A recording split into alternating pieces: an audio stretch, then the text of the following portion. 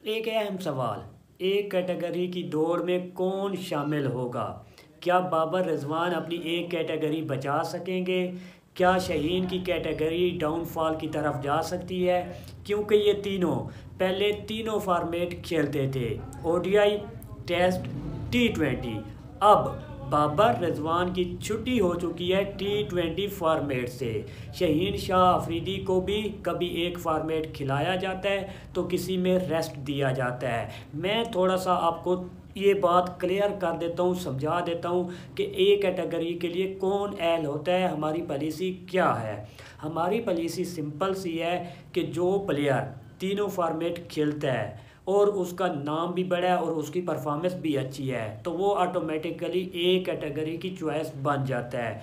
पीछे जो पिछले साल सेंट्रल कॉन्ट्रैक्ट का ऐलान हुआ था उसमें बाबर रिजवान ये आपके ए कैटेगरी में शामिल थे, क्योंकि ये दोनों तीनों फॉर्मेट खेलते थे, टेस्ट भी, टी20 भी, ओडीआई फॉर्मेट।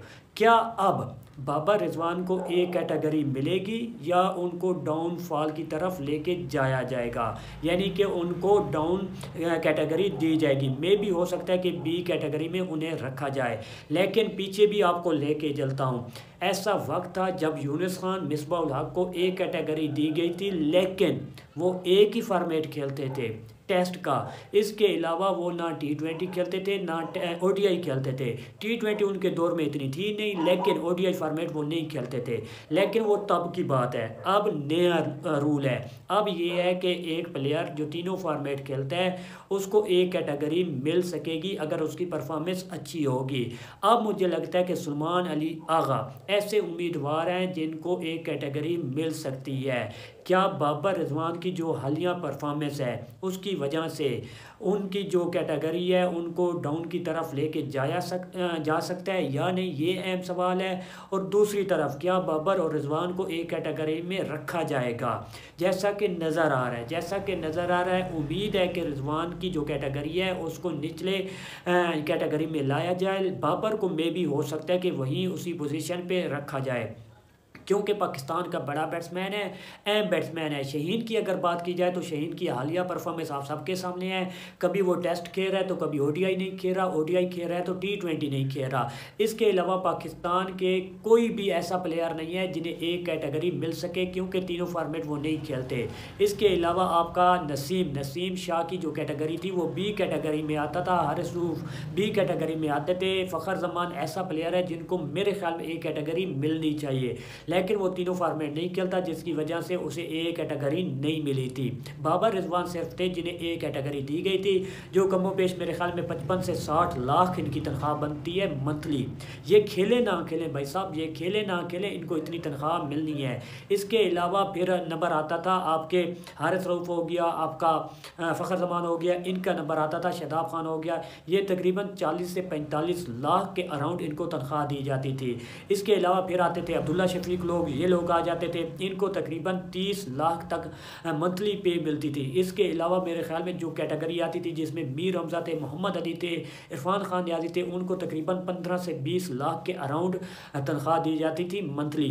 इनका काम ये था कि अगर ये खेले ना खेले इनको मिलनी है तनख्वाह। अब मेन सवाल है कि बाबर को क्या एक कैटेगरी मिलेगी या नहीं मिलेगी? जितना मुझे इल्म हो रहा है, जो मेरे ज़राए से मालूम हो रहा है, वो ऐसा लग रहा है कि बाबर आजम को एक कैटेगरी दी जाएगी। इस साल तो बाबर आजम को एक कैटेगरी दी जा सकती है।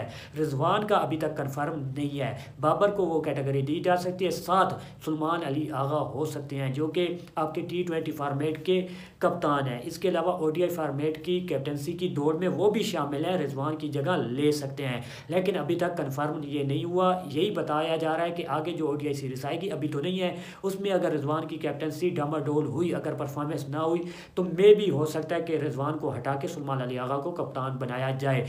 अब माइक हैसन जो कि कोच हैं, उनकी कोचिंग में इस्लामाबाद यूनाइटेड वाला आपको बदबू आएगी। बदबू मैं क्यों कह रहा हूँ, खुशबू भी कह सकता था। बदबू ये है कि उनका थोड़ा सा निज़ाम मुझे अच्छा नहीं लगता, जिसमें शादाब खान अपने आप को बहुत ज़्यादा प्रमोट कर देते थे, शादाब खान पे बहुत ज़्यादा रिलाइज़ करते थे। रिलाइज़ क्या करते थे, यही कहते थे कि कप्तान है चलो, या तो प्रमोट हो जाते थे। खुशदिल शाह की जगह शादाब खान को जब भेजा गया तो मुझे थोड़ी सी बदबू आई है इस्लामाबाद वाली। अभी भी देख लें, इस्लामाबाद यूनाइटेड से निकले हुए कितने प्लेयर इस सीरीज़ का हिस्सा थे, उसमें हसन हसन नवाज़ भी है, हाँ इस्लामाबाद की तरफ से थे। इसके अलावा आपके सुलेमान अली आगा भी हैं, हसन अली भी हैं, इसके अलावा आपके फ़हीम अशरफ भी हैं, शादाब ख़ान भी हैं, सुलेमान अली आगा भी हैं। मैं किस किस का नाम गिनाऊँ, इब्रार अहमद, आई थिंक मेरे ख़्याल में 50-50 है, मुझे कंफर्म नहीं है इब्रार अहमद का।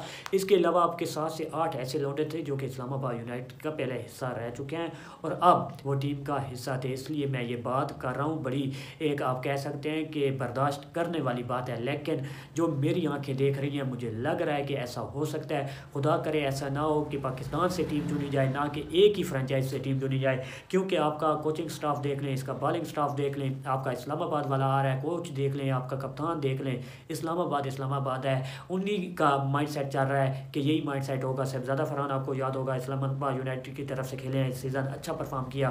इसके अलावा बाकी भी प्लेयर हैं, 7 से 8 ये प्लेयर बन रहे हैं। बाकी मेन मुद्दा बाबर आजम और रिजवान का कैटेगरी का है, क्या ये कैटेगरी बचा सकेंगे या नहीं, ये पता चलेगा कुछ ही दिन बाद कि बाबर को कौन सी कैटेगरी दी जा रही है और रिजवान को कौन सी कैटेगरी दी जा रही है, शहीन का क्या मसला बना, इसके अलावा नसीम को क्या कैटेगरी दी गई है और फ़खर जमान को, और बाकी कौन से नए लौंडे शामिल होने जा रहे हैं। क्योंकि 25 प्लेयर का एक पोल बनाया जाता है जो कि 16 रुकनी स्क्वाड अनाउंस किया जाता है। 25 वो जो होते हैं कि हमारी नज़रों में हैं, ये हमारा बैकअप है।